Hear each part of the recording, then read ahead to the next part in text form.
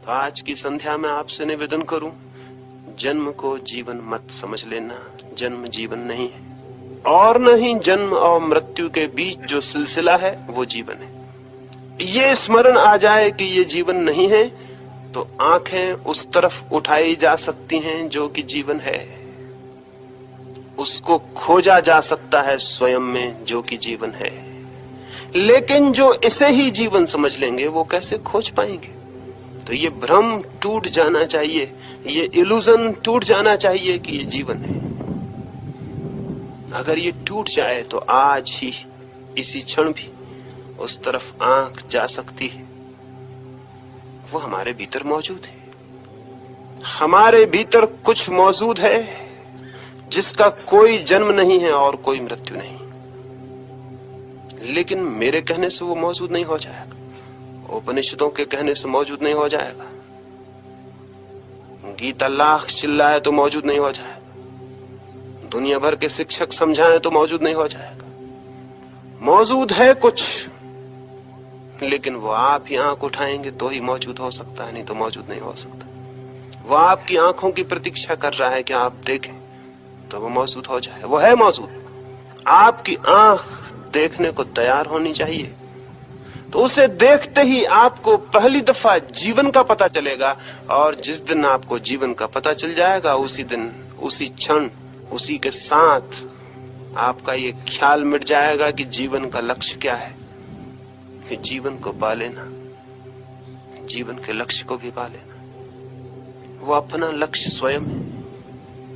जीवन के पार ऊपर कुछ भी नहीं, जीवन के आगे कुछ भी नहीं। जीवन खुद ही है वो सागर अनंत और असीम, जिसको कोई परमात्मा कहे तो कहे, कोई मोक्ष कहे तो कहे, कोई निर्वाण कहे तो कहे, नाम कोई और दे तो कहे, लेकिन जीवन सीधा साधा सरल सा नाम है। बाकी सब नाम झगड़े के हैं। आस्तिक और नास्तिक का झगड़ा खड़ा हो जाता है कि ईश्वर है या नहीं, लेकिन जीवन तो है। कोई आस्तिक नास्तिक का झगड़ा भी नहीं, जीवन है। आज तक किसी ने शक नहीं किया कि जीवन नहीं। जीवन निर्विवाद अनुभव है कि जीवन है। निर्वाद, निरपवाद, कोई ने कभी अपवाद में नहीं कहा कि जीवन नहीं। जीवन है, और इस जीवन की हम सबको तलाश है। लेकिन कठिनाई, सारी कठिनाई एक जगह रुक जाती है। जिसे हम जीवन समझ लेते हैं वो जीवन नहीं, और तब सारी उलझन हो जाती है। इसलिए पहली तो बात इस संबंध में यही जानने की है कि ये जो भ्रामक जिसे हम जीवन कहते हैं उसे जानना होगा, ये जीवन नहीं। बड़ी उदासी होगी तब तो, बड़ी चिंता सी मालूम होगी कि अगर ये जीवन नहीं तो फिर क्या? फिर तो हम खाली छूट गए अधर में, फिर तो कोई रास्ता न रहा। यही तो हम जीवन जानते थे, यही धन कमाने को, यश कमाने को, बड़ा मकान बनाने को। मैं इनकी निंदा नहीं कर रहा हूं, मेरे मन में किसी चीज की कोई निंदा नहीं है, लेकिन इनको ही जीवन समझने को मैं गलती कह रहा हूं। जरूर मकान बनाएं, जरूर खोज करें जीवन की, जरूर ये सब जो चल रहा है, लेकिन इसे जीवन ना समझ ले तो बस, अगर ये जीवन समझ में ना आए तो आपके भीतर एक खोज जारी रहेगी उसकी खोजने की, जो कि जीवन है। इसे हम जीवन समझ लेते हैं, इसलिए वो खोज बंद हो जाती है। अगर ये भ्रम टूट जाए कि जीवन है तो उसकी खोज शुरू होगी। और वो खोज कैसे शुरू होगी, कैसे और क्या हो सकता है, उसकी ही हम चर्चा कर रहे हैं। इधर आने वाले 2 दिनों में उसकी ही बात होगी कि वो जीवन कैसे जाना जा सकता है। तो इस प्रश्न के उत्तर में फिर से मैं दोहरा दूं, जीवन का कोई लक्ष्य नहीं, जीवन के सिवा है। जीवन की पूर्णता, जीवन का पूरा अनुभव, जीवन का पूरा आनंद, जीवन का पूरा सौंदर्य विकसित हो जाए। जैसे कोई फूल खिल जाए, पूरा खिल जाए तो लक्ष्य पूरा हुआ, वैसे ही जीवन पूरा खिल जाए तो लक्ष्य पूरा हुआ। उसके पार और कोई लक्ष्य नहीं, और कोई लक्ष्य नहीं है।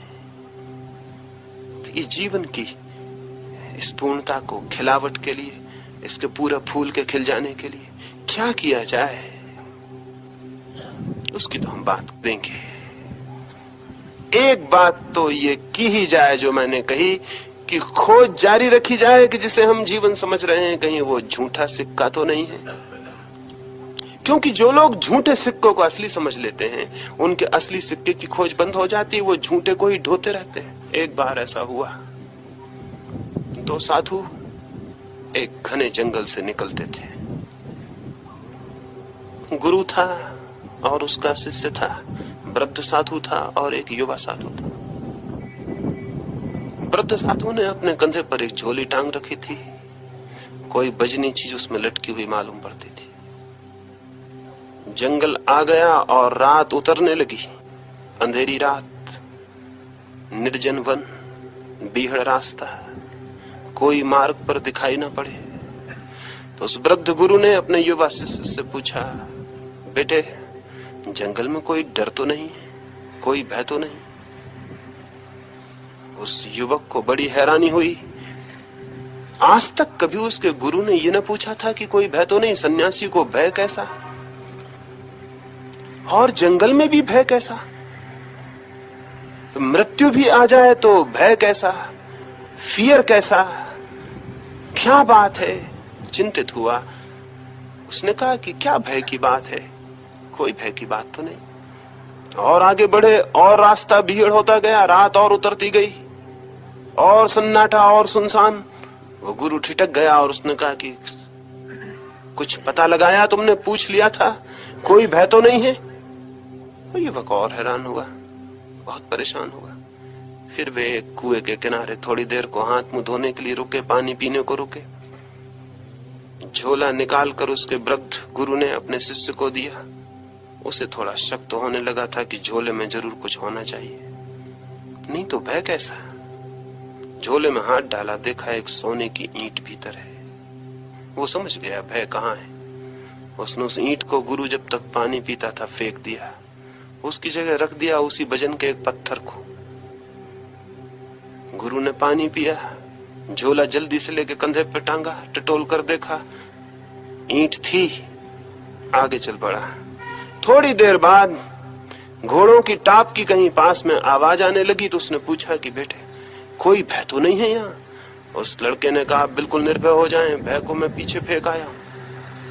वो तो एकदम घबरा गया। उसने जल्दी से झोला देखा, ईंट निकाली, पत्थर रखा हुआ था वहां। लेकिन इतनी देर ये पत्थर भी भय देता रहा था।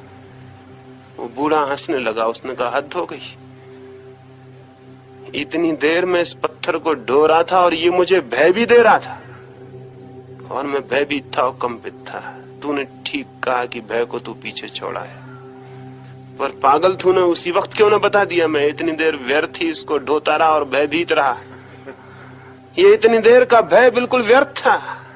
उसका युवा शिष्य बोला, अगर ठीक से समझें तो पहले भी जो भय था वो भी व्यर्थ था। वजन वो भी था, वजन ये भी है, लेकिन वो सोना दिखाई पड़ता था इसलिए आप सोचते हैं वो सार्थक था, और ये ईंट दिखाई पड़ती इसलिए सोचते हैं व्यर्थ है।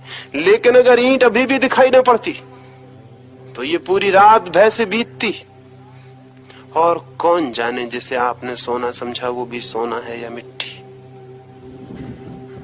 वो समझने पर सारा निर्भर है। एक झूठी ईंट भय दे सकती है, एक झूठी जिंदगी भय दे सकती है, और एक झूठी ईंट को हम संभाल के ढो सकते हैं और एक झूठी जिंदगी को भी संभाल के ढो सकते हैं, और पूछ सकते हैं कोई भय तो नहीं है। लेकिन जैसे ही दिखाई पड़ गया कि ईंट नहीं, ईंट सोने की नहीं पत्थर की है, वो बूढ़े ने वो ईंट फेंक दी और फिर रात उसी जंगल में वो निश्चिंत होकर सो गए। फिर कोई भय न था, क्योंकि वो ईंट ही न थी, वो सोना ही न था। वे वही थे, सब कुछ वही था, जंगल वही था, रात वही थी, लेकिन भय समाप्त हो गया। सब कुछ यही होगा, यही रातें, यही दिन, यही लोग, यही जमीन, यही सब कुछ होगा। लेकिन आपको अगर दिखाई पड़ जाएगी जिसे हम जिंदगी जानते थे वो जिंदगी नहीं, तो सब बदल जाएगा, सब और हो जाएगा, और तब दिखाई पड़ेगा और ज्ञात होगा क्या है जीवन, और तब उसका अर्थ और लक्ष्य भी दिखाई पड़ेगा और ज्ञात होगा। इस संबंध में इतनी ही बातें अभी कहूं, और तो हम और जीवन की खोज में विचार करेंगे। एक दो और छोटे प्रश्न हैं, उनकी चर्चा करूंगा। एक और प्रश्न पूछा है मित्र ने। मैं कहता हूं मौलिक चिंतन करना चाहिए, सोचना चाहिए। तो उन्होंने पूछा है कि क्या सभी लोग मौलिक चिंतन कर सकते हैं? क्या सभी लोग नए तरह से जीवन को सोच और देख और विचार कर सकते हैं? उन्हें तो अतीत के अनुभवों का आधार लेना पड़ेगा, उन्हें तो सहारा लेना पड़ेगा, उन्हें तो उधार विचारों को संपदा बनानी पड़ेगी, तो ही वो विचार कर सकेंगे। तो उन्होंने पूछा है कि क्या सभी अतीत के विचारों का सहारा छोड़ना चाहिए, और क्या ये संभव है कि हम सभी मौलिक विचार कर सकें? पहली बात आपसे कहूं वो ये, जो भी व्यक्ति विचार कर सकता है वो मौलिक विचार भी कर सकता है। जो भी व्यक्ति विचार कर सकता है वो मौलिक विचार भी कर सकता है। जो उधार विचारों को अपना मान के पकड़ के बैठ सकता है वो विचार करने में समर्थ है, नहीं तो उधार विचारों को पकड़ना भी असंभव था। विचार की सामर्थ्य है, इसलिए तो दूसरों के विचारों को पकड़ लेता है। लेकिन दूसरों के विचारों को पकड़ लेने से जो खुद के विचार की शक्ति थी वो पंगु हो जाती है, विकसित नहीं हो पाती। दुनिया में हर मनुष्य विचार करने में समर्थ है, और उसी मात्रा में उसके भीतर मौलिक विचार का जन्म हो सकता है जिस मात्रा में वो बाहर के सहारों को छोड़ने की सामर्थ्य अर्जित कर ले, साहस अर्जित कर ले। मौलिक विचार संभव है प्रत्येक व्यक्ति को, और प्रत्येक व्यक्ति का जन्म सिद्ध अधिकार है कि वो मौलिक विचार करे। जीवन के मिलने के साथ ही ये शक्ति भी मिल जाती है, मनुष्य होने के साथ ही ये संपदा भी मिल जाती है। ये स्वत्व है जीवन के साथ मिला हुआ, लेकिन हम उसका उपयोग ही ना करें। समझ लें एक ऐसा गांव हो जहां बच्चे पैदा हों और उनके पैरों को बांध दिया जाए और हाथ में लकड़ियां दे दी जाएं और उनसे कहें चलो, तो वे लकड़ियों के सहारे बच्चे चलेंगे। फिर उस गांव के सब बच्चे ऐसा हजारों साल तक करते रहे कि बच्चे जब भी पैदा हो उनको लकड़ियां पकड़ा दी जाएं, बैसाखियां दे दी जाएं और उन सबको चलने को कहा जाए, तो वो लकड़ियों के सहारे चलेंगे और उनके पैर पंगु हो जाएंगे। फिर हर पीढ़ी अपने बच्चों के साथ यही करती रहे। 1000-2000 साल बाद उस गांव में बिना बैसाखी के कोई भी नहीं चल सकेगा। और अगर किसी दूसरे गांव से कोई आदमी भूला भटका वहां आ जाए और वो कहे पागलो ये क्या कर रहे हो, बैसाखियों की क्या जरूरत है, अरे अपने पैरों से चलो, तो वहां के लोग पूछेंगे क्या हर आदमी अपने पैरों से चल सकता है? क्या ये हो सकता है कि हर आदमी अपने पैरों से चल सके? हाँ, कभी कभी ऐसा होता है, कोई अवतारी पुरुष पैदा हो जाता है अपने पैरों से चलता है, वो अपवाद की बात है, ये सबके बस की बात नहीं। सब तो बैसाखियों से ही चलते रहे हमेशा से।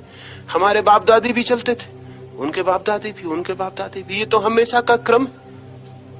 तुम ये क्या कहते हो अनूठी बात कि हर आदमी अपने पैरों से चल सकता है? जिन लोगों ने वर्षों तक पैरों का उपयोग न किया हो उनको ये विश्वास आना कठिन है कि हर आदमी अपने पैरों से चल सकता है, लेकिन हम सारे लोग अपने पैरों से चल रहे हैं। क्या आपको पता है चीन में हजारों वर्ष तक स्त्रियों के पैर में लोहे के जूते पहनाए जाते रहे? छोटा पैर सुंदर होता है ऐसा उनका ख्याल था। 1000 तरह की बेवकूफियां दुनिया में प्रचलित रही हैं, वो भी एक बेवकूफी थी, चीन में प्रचलित थी। फलानी चीज सुंदर होती है, बस ये ख्याल प्रचलित हो जाए तो कोई सोचता तो है नहीं, सोचने का तो कोई सवाल नहीं। तो चीन में हजारों वर्ष तक बच्चियां पैदा होंगी और उनके पैरों में लोहे के जूते पहना दिए जाएंगे ताकि उनके पैर बड़े ना हो सके। छोटा पैर सुंदर और खूबसूरत होता है। फिर जितने बड़े घर की लड़की होगी उतनी छोटा जूता पहनाया जाएगा, क्योंकि गरीब घर की लड़की को थोड़ा चलना फिरना पड़ता है, तो बहुत छोटे जूते नहीं पहनाए जा सकते, वो चल ही नहीं सकती। लेकिन बड़े घर की लड़कियों को तो कोई चलने फिरने का सवाल नहीं है, तो उनके पैर के जूते और छोटे होते। राजा महाराजाओं की जो लड़कियां होती उनके पैरों का तो कहने ही क्या, वो तो चलने में और खड़े होने तक में असमर्थ हो जाती, इतने छोटे जूते होते। चीन भर की औरतों के पैर पंगु कर दिए गए, सिर्फ गरीब औरतों को छोड़कर। गरीब औरतों का सौभाग्य था कि वो गरीब थी, इसलिए उनके पैर तो ठीक रहे, बाकी अमीरों के सबके पैर छोटे हो गए। औरतें चलना मुश्किल हो गई। चीनी औरत का चलना देखने लायक हो गया। उससे पैर ही रखते न बने, क्योंकि जिसका पैर लोहे में कसा हो बचपन से, उसका पैर छोटा रह जाए और शरीर बड़ा हो जाए, पैर का अनुपात छोटा पड़ जाए, तो वो पैर देखने लायक भर रह जाए कि वो कुर्सी पे पैर रख के बैठे तो आप देखें, बाकी और किसी काम का न रह जाए। अगर उन स्त्रियों से कोई कहे कि सब स्त्रियों के पैर बड़े हो सकते हैं, सब स्त्रियां चल सकती हैं, तो वो हैरान होंगी। वो कहेंगी सब, ये कैसे संभव है कि सब स्त्रियां चल सकें अपने पैरों से? तो वो कंधे पर हाथ रखकर चलती थी। दो स्त्रियां साथ होंगी रानी के, वो कंधे पर हाथ रख के चलेगी, खुद के पैर तो बड़े पंगु। और जब पहली दफा चीन में किन्हीं लोगों ने हिम्मत की और इसके खिलाफ विद्रोह खड़ा किया, इसके खिलाफ भी विद्रोह करना पड़ा कि औरतों के पैर में जूते नहीं पहनाएंगे, तो बड़े उपद्रव हुए, झगड़े हुए। ऐसे लोगों को कहा गया ये विद्रोही हैं, ये परंपरा के दुश्मन हैं, ये देश के अतीत को नष्ट कर रहे हैं, ये सारी बात बर्बाद कर देंगे, हमारी सभ्यता मिटा देंगे। हजारों साल से जो हमने नहीं किया, ये नास्तिक लड़के ऐसी बातें करने को कह रहे हैं कि स्त्रियों के पैर में जूते मत पहनाओ। ये कहीं हो सकता है कि स्त्रियां, खूबसूरत स्त्रियां और बड़े पैर की हों? ये नहीं हो सकता। ऐसी ही हालत हमारे मस्तिष्क की भी हो गई है। हजारों साल से लोहे के जूते हमारे मस्तिष्क में कसे हुए, हजारों साल से हमारे मस्तिष्क और विचार को चलने की कोई स्वतंत्रता नहीं है। बैसाखी रखो और चलो, कृष्ण के कंधे पे हाथ रखो, महावीर के कंधे पे हाथ रखो, किसी को भी बैसाखी बना लो और चलो, लेकिन अपने पैर से मत चलना। हर आदमी कहीं अपने पैर से चल सकता। ये तो कुछ थोड़े से सौभाग्यशाली लोगों का हक है कि वो अपने पैर से चलें। चूजन फ्यू, थोड़े से चुने हुए चुनिंदे लोग जिन पर भगवान की कृपा है। पता नहीं ये भगवान भी कैसा है कि कुछ लोगों पर कृपा करता है, कुछ लोगों पर नहीं करता। पता नहीं वहां भी कोई रुस्बत चलती है, क्या होता है? पता नहीं वहां भी खुशामद का बहुत प्रभाव होता है, क्या होता है? तो कुछ चुने हुए लोग कर सकते हैं विचार, सब नहीं कर सकते। ये पागलपन सिखाया गया है। इसका परिणाम ये हुआ कि मस्तिष्क पंगु हो गए, चलने की सामर्थ्य विवेक ने खो दी। तो निश्चित ही आज ये बात लगती है, आज हजारों साल के बाद अगर कोई कहे कि हर आदमी मौलिक रूप से सोच सकता है, तो हमें विश्वास नहीं पड़ता। ये स्वाभाविक है। ये स्वाभाविक इसलिए नहीं है कि ये हमारा स्वरूप है, बल्कि इसलिए कि हजारों साल की हमारी आदत है। और आदत के खिलाफ सोचना बड़ी हिम्मत की बात है, कई कारणों से। क्योंकि आदत आसान होती है और तोड़ना कठिन होता है। एक आदमी सिगरेट ही पीने लगता है तो तोड़ना मुश्किल होता है। एक बिल्कुल बेवकूफी की आदत है जिसमें कोई भी मतलब नहीं है, एक रत्ती भर मतलब नहीं है। और कभी दुनिया अगर समझदार हुई तो हैरान होगी कि ऐसे पागल लोग भी थे पहले जो मुंह में धुआं खींचते थे और निकालते थे। बड़ी हैरान होगी। और अरबों करोड़ों रुपया खर्च करते थे इसमें धुआं खींचने और निकालने में। तो बच्चे भविष्य में सोचेंगे कि हमारे माँ बाप या तो पागल थे या क्या खराबी थी, क्योंकि ये कल्पना भी उनके नहीं आ सकेगी कि ऐसे लोग भी थे जमीन पर जो धुआं पहले अंदर खींचते फिर बाहर निकालते और इसमें पैसा खर्च करते और इससे बीमार होते, इससे परेशान होते, इससे अस्पताल में जाते और उनके डॉक्टर घोषणाएं करते कि कैंसर हो जाएगा, फला हो जाएगा। वो सब सुनते और फिर भी पीते, और जो डॉक्टर ये कहते वो भी पीते। तो किसी न किसी दिन मनुष्य जाति में कोई ना कोई पीढ़ी ये विचार तो करेगी कि ये लोग कुछ गड़बड़ रहे होंगे, ये पागल रहे होंगे। क्या है इसमें? क्या होने जैसी बात है इसमें? लेकिन इसको भी छोड़ना कठिन। इस निहायत एब्सर्ड, जिसमें कोई तुक, कोई संगति नहीं, कोई अर्थ नहीं, उसे छोड़ना भी कठिन है। प्राण निकल जाए उसे छोड़ना कठिन है। उत्तर ध्रुव के पास 1930 में यात्री गए, पहले यात्री। उनका जहाज फंस गया और 15 दिन तक निकल नहीं सका तो उनका राशन चुक गया। लेकिन राशन के चुकने से कठिनाई न हुई, वो भूखे रहने को राजी थे। लेकिन सिगरेट चुक गई और तब एक तूफान आ गया उस जहाज में। बिना सिगरेट के रहना असंभव था। लोग सुस्त पड़ गए, लोग आंखें बंद करके पड़ गए, लोग रोने लगे, चिल्लाने लगे कि हमें कोई न कोई तरह। आखिर हालत ये हो गई कि जहाज की रस्सियां काट के लोग पी गए और कैप्टन परेशान हो गया कि तुम जहाज की रस्सियां काटे दे रहे हो, कल जब हम निकलेंगे तो जहाज चलने योग्य न रह जाएगा। उन्होंने कहा कल की कल पे छोड़ो, अभी तो हमको धुआं चाहिए। अब बचे या मरे, लेकिन मरेंगे तो भी कम से कम धुआं पीते हुए मरेंगे, ये तो राहत रहेगी। अब हम रुक नहीं सकते। वो जहाज की रस्सियां काट के पी गए। जहाज मुसीबत में पड़ गया। बड़ी मुश्किल से उस जहाज को लाया जा सका, क्योंकि जहाज के लोग ही रस्सियां चोरी से काट काट के पी रहे थे। ये हमको हंसी आती, और हमको हंसी इसलिए आती कि शायद हमको ख्याल नहीं कि हम भी बहुत सी ऐसी आदतों के बीमार होंगे जिन पर दूसरों को भी ऐसी हंसी आए।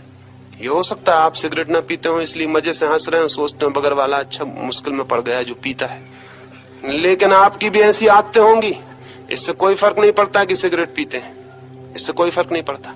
एक आदमी सुबह से बैठ के भगवान के सामने घंटी बजाता है, सिगरेट पीने से कोई भिन्न आदत? कोई फर्क है इसमें? कोई समझदारी है इसमें? क्या आप एक घंटी बजा रहे हैं भगवान के सामने बैठे हो? अगर थोड़ा निष्पक्ष हो सोचेंगे तो हैरान हो जाएंगे, मैं ये कर क्या रहा हूं? इस घंटी बजाने से क्या संबंध? इससे क्या अर्थ? एक आदमी टीका लगा रहा है सुबह से, इसमें कोई अर्थ है? सिगरेट पीने से कोई भिन्न बात? और टीका लगा के समझ रहा है कि मैं धार्मिक हो गया। कम से कम सिगरेट पीने वाला ये तो नहीं समझता कि मैं धार्मिक हो गया। एक आदमी तिलक लगा लेता, समझता हम धार्मिक हो गए। एक आदमी जनेऊ बांधे हुए, कमर से रस्सी बांधे हुए, सोचता हम धार्मिक हो गए। ये कोई भिन्न बातें हैं? अगर आपका जनेऊ तोड़ दिया जाए तो ऐसा लगेगा जैसे प्राण निकल गए। एक साधु से मैं बात कर रहा था, वो मुंह पे पट्टी बांधे हुए थे, मैंने उनकी पट्टी खींच ली। वो ऐसे घबरा गए कि जैसे मैंने उनकी आत्मा ले ली हो। मैंने उनसे कहा हद हो गई, आप तो कहते हैं मैं शरीर नहीं आत्मा हूं, और ये पट्टी के खींच लेने से आप इतने घबरा गए कि जैसे आपके प्राण निकल गए हो। ये पट्टी, उन्होंने जल्दी से पट्टी वापस ली, बांध ली। जब तक उन्होंने बांध न ली तब तक वो इतने बेचैन थे। बांध के वो निश्चिंत हुए और मुझसे बोले आपने भी हद कर दी, एकदम से आपने खींच ही ली मेरी पट्टी। ये सिगरेट पीने से कोई भिन्न बात है? इसमें कोई फर्क है? जड़ता वही है। हमारा माइंड इडियोटिक है, मूड है, और उस मूड मन में ऐसी हमने हजार जड़ताएं इकट्ठी कर रखी। इनको छोड़ना मुश्किल है। तो मैं तो आपसे कह रहा हूं मौलिक चिंतन करो। और हजारों साल की गुलामी ये है कि हमने चिंतन कभी किया ही नहीं। हम तो हमेशा विश्वास करते हैं, कोई कह दे और हम मान लेंगे। कोई कह दे कि ये सच है और हम मान लेंगे, और जितने जोर से कह दे उतने जल्दी मान लेंगे। जितनी ताकत से घूंसा बजा के कह दे और जल्दी मान लेंगे। और कह दे कि मैं भगवान हूं तो हम और भी जल्दी मान लेंगे कि जब भगवान खुद ही कह रहा है तो फिर शक करने का कोई कारण नहीं। इसलिए जो आपको मनवाना चाहते हैं वो जरूर ये घोषणा करते हैं कि मैं भगवान हूं। कोई कहता मैं तीर्थंकर हूं, कोई कहता है कि मैं ईश्वर का पुत्र हूं, कोई कहता है मैं। अभी जमीन पर 300 आदमी हैं इस वक्त जो ये कहते हैं कि हम भगवान। एक दफे तो एक मेले में मैं गया, 3 आदमी वहीं मौजूद थे जिनको ये ख्याल है कि हम भगवान। एक ने तो अपना नाम श्री भगवान ही रख छोड़ा। एक ही मेले में 3 थे, और एक ही साथ भगवान 3 हो नहीं सकते, इसलिए हर एक बाकी 2 की निंदा कर रहा था कि वो झूठे, असली में 300 आदमी हैं अभी जमीन पर जिनके दिमाग में ये खराबी, वो समझते हैं हम भगवान, और बाकी 299 की वो निंदा करते हैं। सिवाय इसके कोई उनके पास काम भी नहीं, क्योंकि वो सब गलत है। एक दफा ऐसा हुआ बगदाद में, एक आदमी ने ये घोषणा कर दी कि मैं पैगंबर हूं। अब मुसलमान ये बर्दाश्त नहीं कर सकते। मोहम्मद के बाद किसी को वो पैगंबर होने देने की आज्ञा नहीं देते। असल में हर धर्म बंद कर देता दरवाजा, नए पैगंबरों के लिए गुंजाइश नहीं छोड़ता, क्योंकि नए पैगंबर खतरनाक हो सकते। महावीर 24 में तीर्थंकर, अब उसके बाद आगे 25 में तीर्थंकर अगर कोई कहे तो जैनी उसके दुश्मन हो जाएंगे कि रोको इसको। 25 में नहीं हो सकता कोई, 24 मामला खत्म। क्योंकि अगर 25 में कुछ गड़बड़ बातें कहने लगे, 25 में टाई बांधने लगे तो फिर क्या करो? फिर इसको करो क्या? तो फिर महावीर से जो नग्न रहे उनके साथ इसका मेल कैसे बिठाओ? तो इसलिए झंझट में पड़ो ही मत, नए का दरवाजा बंद। तो मुसलमान भी नहीं मानते कि मोहम्मद के बाद किसी पैगंबर की जरूरत। फिर जरूरत भी क्या? वो कहते हैं कि मोहम्मद ने सारी बात ला के बता दी, अब आगे बताने को है क्या? सारी बात जो कहने योग्य थी वो कह दी गई, तो अब दूसरे को कोई अमेंडमेंट तो लाना नहीं, कोई सुधार तो करना नहीं कि अब दूसरे को भेजें। एक आदमी ने घोषणा कर दी कि मैं पैगंबर हूं, उसको बगदाद के खलीफा ने पकड़वा बुलवाया और कहा कि ये पागलपन छोड़ दो, नहीं तो सिवाय हत्या के और कोई परिणाम ना होगा।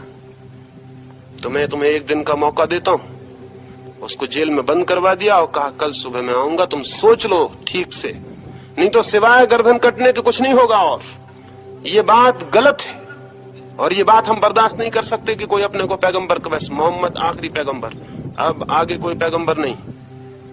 एक है परमात्मा और एक है उसका रसूल मोहम्मद, अब कोई और दूसरा नहीं। बस हो गया, काम समाप्त। कुरान में सब है जो चाहिए। अब कोई और नई नई किताबें लाने की भगवान के यहाँ से जरूरत नहीं। उसको बंद कर दिया। सुबह बादशाह उससे मिलने गया, खलीफा। वो जंजीरों में बंधा हुआ एक खंबे के पास बैठा हुआ था।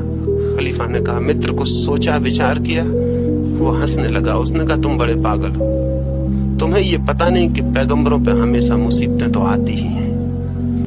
इससे ये सिद्ध नहीं होता कि मैं पैगंबर नहीं हूं, इससे यही सिद्ध होता है कि मैं पैगंबर हूं।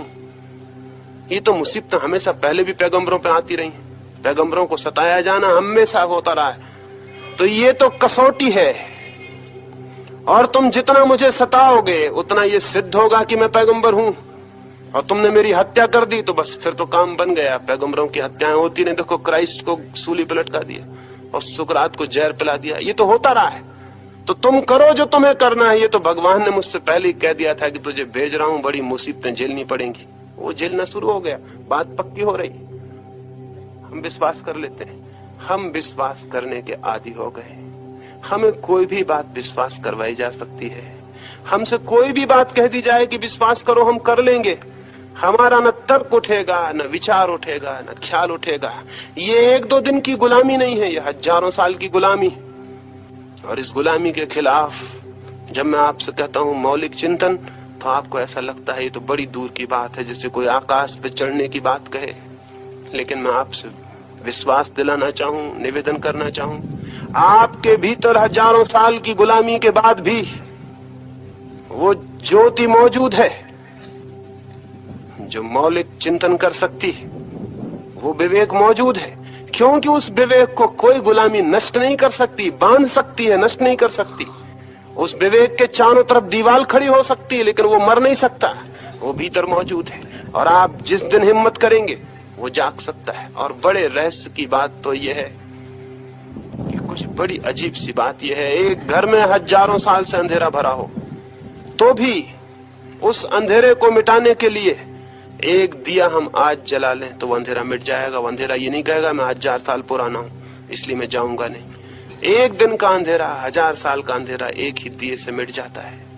तो हजारों साल की जड़ता है, लेकिन अगर विवेक की छोटी सी किरण भी जगाने का आप प्रयास करें तो वो विलीन हो जाएगी और एक नए जीवन का जन्म हो सकता है। इस संबंध में और बातें और कुछ प्रश्न उनके संबंध में कल आपसे विचार करूंगा। अभी रात के लिए इतना ही। अब हम रात के ध्यान के लिए बैठेंगे, तो थोड़ी सी 2 बातें रात के ध्यान के संबंध में आपको समझा दूं, फिर हम ध्यान का प्रयोग करें।